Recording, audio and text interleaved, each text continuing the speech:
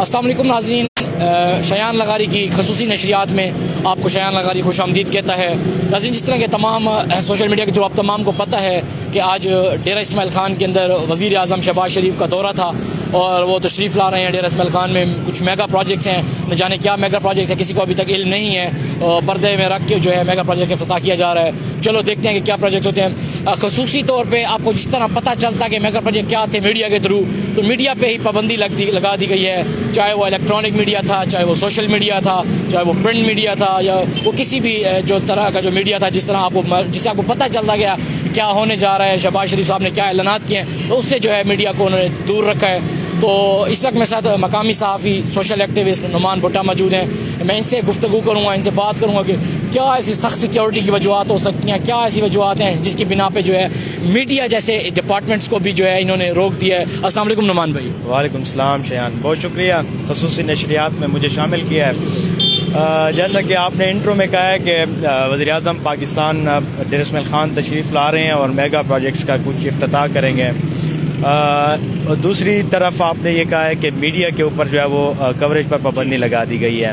تو سب سے پہلے تو اس میں کوئی شک نہیں ہے کہ سیکیورٹی کے حالات جو ہیں وہ کافی ٹف ہیں، اور ڈیرہ اسماعیل خان جیسا حساس ضلع جس میں سیکیورٹی کے آلریڈی بہت زیادہ تھریٹس ہیں، تو سیکیورٹی کو بالکل فول پروف بنانا چاہیے۔ یہ ہمارے پاکستان کے وزیر اعظم آ رہے ہیں، اس میں کوئی دو رائے نہیں ہے۔ دوسری بات یہ ہے کہ ہم لوگ ڈیرہ اسماعیل خان کے مقامی صحافی ہیں اور اس معاشرے کی، اس ضلع کی آنکھ ہیں ہم۔ تو یہاں پر جو پروجیکٹس کا افتتاح ہوگا، ظاہر ہے ان کے اوپر سوال بھی اٹھیں گے، اس کے اوپر جو ہے وہ باتیں بھی ہوں گی۔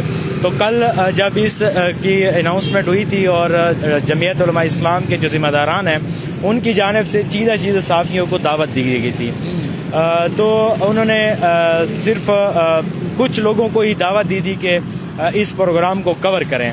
لیکن آج صبح جیسے ہی ہم لوگ وہاں پر پہنچے ہیں، سینئر صحافی وہاں پر پہنچے ہیں جن کو دعوت دی گئی تھی، تو ان سے کہا گیا ہے، سیکورٹی ٹیم جو اسلام آباد سے آئی ہوئی ہے، کہ آپ لوگوں نے کسی قسم کا کوئی آلہ لے کے گراؤنڈ میں نہیں جانا ہے، کسی قسم کا کوئی کیمرہ، موبائل، کوئی چیز لے کے نہیں جانی ہے۔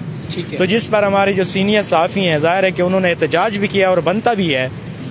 آپ مدعو کرتے ہیں، ہمارا ایک صحافی کا وہاں پر کیا کام ہو سکتا ہے؟ کیمرہ مائک کے بغیر ہم وہاں پر کیا کرتے ہیں؟ ان کی شکلیں دیکھنی تھی ہم نے۔ تو یہ بڑی علمی ہے، جمعیت علماء اسلام کو اس چیز پر سوچنا چاہیے کہ پہلے ہی آپ لوگ ایسے فیصلے کر کے، اور عوام کے اندر آپ کی جو پذیرائی ہے وہ مسلسل جو ہے وہ پستی کی طرف جا رہی ہے۔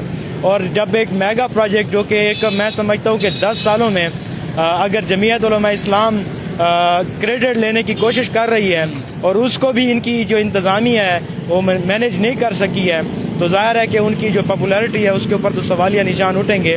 ہمیں خوشی ہے، ہم بحیثیت ڈیرے وال کے ڈیرہ اسماعیل خان میں میگا پروجیکٹ آنے چاہیے، لیکن ان کو ظاہر ہے کہ مشکل حالات میں بھی ڈیرہ اسماعیل خان کے صحافی یہاں پر جب دہشت گردی عروج پر تھی تو اس وقت بھی صحافیوں نے اپنی جان کے نذرانے پیش کیے ہیں، صحافیوں نے شب و روز محنت، اور اس امن کی اگر فضا میں ہم سانس لے رہے ہیں تو اس میں میڈیا کا بھی بہت بڑا کردار ہے۔ تو یہ ان کو بالکل بائی پاس کر رہے ہیں، تو اس میں ان کو کہتے ہیں نا، اس میں تیرا گھاٹا ہمارا کچھ نہیں جاتا۔ تو یہ جمعیت علماء اسلام کو سوچنا چاہیے کہ میڈیا کو کم از کم کوریج کی اجازت ہونی چاہیے تھی، جس پر آگے جب ہمارے اجلاس ہوگا میڈیا نمائندگان کا، سینئر صحافیوں کا، تو اس میں ظاہر ہے کہ اس کا احتجاج ہم ریکارڈ کروائیں گے۔ نعمان بھائی، میرے علم میں بھی یہ چیز نہیں تھی کہ کچھ من پسند صحافیوں کو، یعنی کہ کچھ سینئر صحافیوں کو بلایا گیا ہے، اس میں مدعو کیا گیا اس پروگرام کے اندر، اور ان کو بھی روک دیا گیا ہے۔ یہ تو بہت بڑا سر سوالیہ نشان نہیں؟ چلیں، میں سمجھتا ہوں کہ اگر سوشل ایکٹیوسٹ یا ایک سوشل میڈیا ایکٹیوسٹ کو روکا گیا ہے تو سیکیورٹی وجوہات کی بنا پہ کوئی ایشو نہیں، روک دیا گیا ہے۔ ایک سینئر اینکر پرسن ہم کہہ سکتے ہیں، ایک سینئر صحافی جو کہ الیکٹرانک میڈیا سے رجوع کرتے ہیں، ان کو بھی روک دیا گیا اس پروگرام میں۔ کے ساتھ منسلک ہوتے ہیں، بالکل اس کی بات بہت حد تک بات ٹھیک ہے، لیکن اب میں یہی تو کہہ رہا ہوں کہ جیسے ہی ہمارے اجلاس بلائیں گے اس میں جو لائے عمل ہوگا جمعیت علماء اسلام کو ہم بالکل اپنا احتجاج ریکارڈ کروائیں گے، اور یہ رویہ جو ہے یہ قابل مذمت ہے۔ اور اگر دیکھا جائے تو یہ وتیرہ جو ہے، جتنے بھی وزرائے اعظم آتے ہیں، آپ دیکھیں کہ یہاں پر ایک صدر جو مشرف تھے ان کا دورہ تھا، تو اس میں بھی میڈیا کے ساتھ یہی رویہ جو ہے وہ رکھا گیا تھا۔ میں سمجھتا ہوں کہ یہ مقامی جو انتظامی ہے ان کی جانب سے یہ رویہ ہوتا ہے۔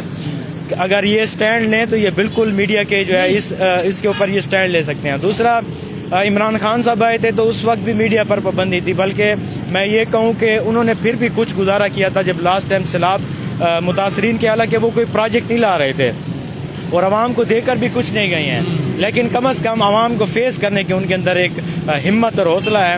تو میں اس چیز پر بالکل خان صاحب کو کریڈٹ دوں گا. ہاں, اس سے پہلے جب وہ آئے تھے زرعی یونیورسٹی کا افتتاح تھا تو اس میں بھی جو ہے وہ میڈیا کو جو ہے وہ کوریج سے روک دیا گیا تھا. اصل میں نعمان اب دیکھنے کو یہ مل رہا ہے کہ تب وہ وزیر اعظم تھے اور جب لاسٹ ٹائم آئے تو وہ چیئرمین تھے پارٹی کے. نہیں, وہ آپ کی بات بالکل ٹھیک ہے, لیکن مسئلہ یہ ہوتا ہے کہ آپ دیکھیں نا کہ میگا پروجیکٹ آپ عوام کی آنکھوں میں دھول جھونک سکتے ہیں میگا پروجیکٹس کے نام پہ, لیکن میڈیا کو آپ الو نہیں بنا سکتے ہیں.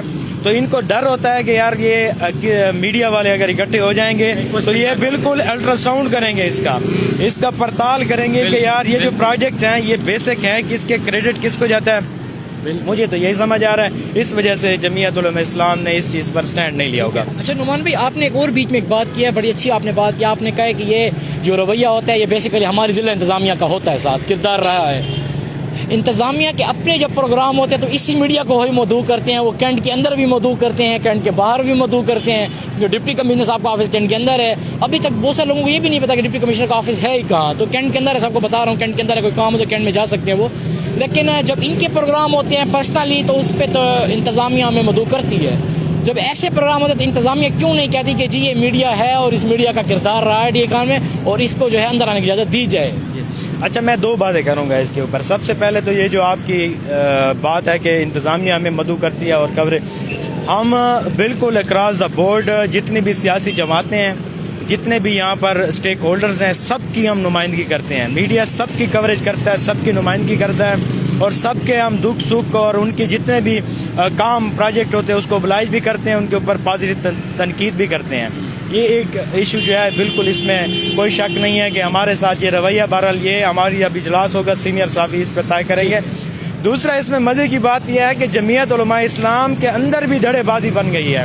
آپ دیکھیں کہ نئے جو شامل ہوئے ہیں سمیع العزیز صاحب اور کفیل نظامی, مبینہ ہماری جو ذرائع ہیں ان کے مطابق یہ آپس میں ایک دوسرے کو برداشت ہی نہیں کر پا رہے. اچھا, آپ دیکھیں کہ سیاسی جماعتوں کا کیا کریڈیبلٹی رہ گئی ہے کہ روزے جو ہے وہ مسلم لیگ نون ڈیر اسماعیل خان ڈویژن میں رکھتی ہے, تگو دو یہ کارکن کرتے ہیں, سب کچھ یہ کرتے ہیں, لیکن عید جو ہوتی ہے وہ جمعیت کے حصے میں آتی ہے, مٹھائیاں وہ کھاتے ہیں, پروجیکٹس ان کے نام پہ ہوتے ہیں.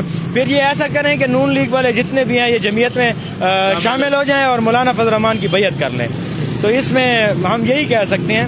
تو انہی کے اندر آپ دیکھیں کہ سمیع العزیز جو ہے وہ بالکل نئے اندر آئے ہیں, تو کہتے ہیں کہ بس ہر چیز ہمارے پلڑے میں ہی آئے گی, اور جتنے ووٹر ہیں یہ سر کفیل نظامی باعزت شاعری ہے اور انہوں نے بہت زیادہ ووٹ لیا ہے, اسٹرگل کیا ہے اور عوام انہیں پسند کرتے ہیں. بحیثیت انسان وہ بہت اچھے انسان ہیں, ان کا اخلاق عوام کے اندر جو جس قسم کے وہ ان کا تعلق ہوتا ہے تو بڑا ان کا ایک نارمل اور بھائیوں جیسا ان کا تعلق ہے. ہمارے ساتھ بھی بہت اچھا تعلق ہے, لیکن یہ ہے کہ جمعیت یہاں پر جو ہے وہ دھڑے بازی نظر آ رہی ہے, سبقت لینے کی کوشش کر رہے ہیں. سہیل راجپوت کو دیکھیں, وہ ایک سائڈ پہ ہو گئے ہیں. ایک وقت تھا کہ اس کو بھی oblige کیا ہے, وہ بھی آئے ہیں, اسٹیج پر آئے ہیں, اوپر اٹھے ہیں, جمعیت کے نعرے لگائے ہیں.